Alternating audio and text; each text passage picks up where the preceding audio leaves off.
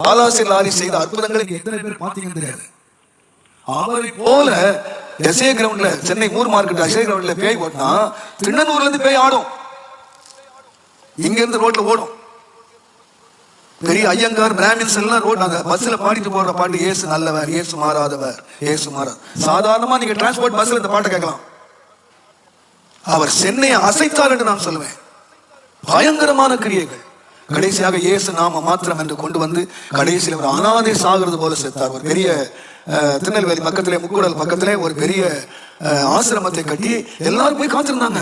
பரலோகம் போறதுக்கு நாள் குறிச்சு காத்துட்டு இருந்தாங்க.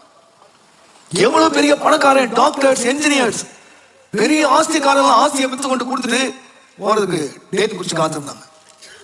அந்த டேட்ல போகாதனால பயங்கர குழப்படி வந்து பயங்கரமான பிரச்சனை ஆகி போலீஸ் சீல் பண்ணி ஒளிஞ்சே போச்சு. எங்க இருக்குன்னு தெரியாம போச்சு. இது